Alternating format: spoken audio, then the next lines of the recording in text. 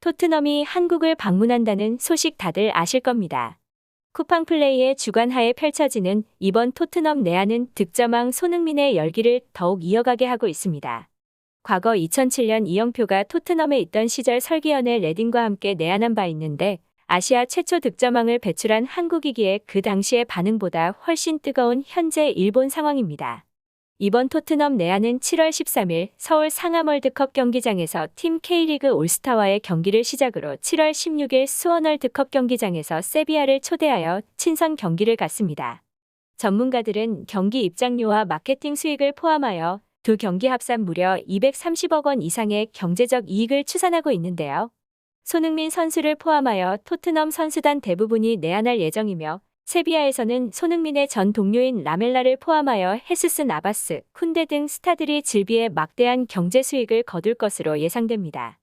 문화체육관광부가 2020년 12월 한국스포츠정책과학원과 함께 손흥민의 국내외 경제적 파급 효과를 분석한 결과 규모가 1조 9,885억 원에 이를 것으로 추산된다고 밝힌 바 있습니다.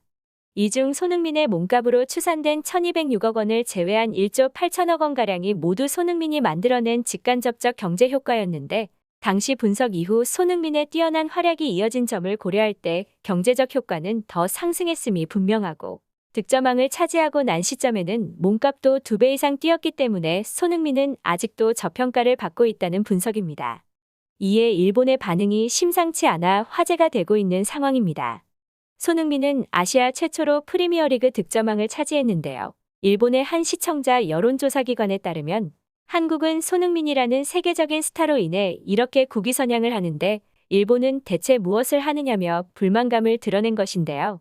일본의 축구선수 미나미노 타쿠미가 비록 리버풀 소속이지만 이번 시즌 한 골에 그치며 저조한 활약을 하자 일본 국민들은 분통을 터뜨렸습니다. 손흥민은 해를 거듭할수록 발전하는데 미나미노 타쿠미는 오히려 퇴보하고 있다. 미나미노는 손흥민을 본받아야 한다며 미나미노를 질타했습니다.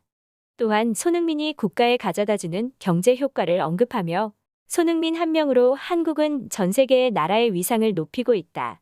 이번 내한만 봐도 그 효과는 알 수 있다며 부러움을 표현하기도 했습니다. 하나의 일례로 손흥민이 지난 3월 이란과의 A매치에서 신고 뛴 축구화가 자선경매 행사에서 1,600만 원에 팔린 바 있어 손흥민의 몸값이 나날이 오르고 있는 것을 실생활에서도 몸소 느낄 수 있을 정도입니다. 일본의 축구 전문가들은 한국은 손흥민 외에 유럽에서 활약하는 황희찬과 황의조가 있는데 일본은 미나미노 타쿠미가 끝이라고 입모아서 말하며 세계적인 공격수 손흥민을 만들어낸 주인공인 손흥정이 운영하고 있는 축구 아카데미의 모델을 본받아야 한다고 설명했습니다.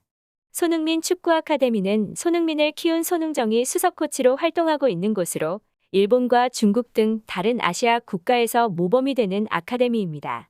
미나미노가 있는 일본이 손흥민을 보유한 한국을 부러워하고 있는 상황에서 일부 일본 국민들의 열등감이 나날이 커지고 있는 상황인데요. 2002 4강 신화에 이어 한국은 세계적인 대스타 손흥민을 배출하며 일본과는 다른 국가 명성을 계속 유지했습니다. 손흥민 선수가 앞으로도 계속 엄청난 활약을 이어가기를 기대하며 오늘 영상 마치겠습니다. 시청해주셔서 감사합니다.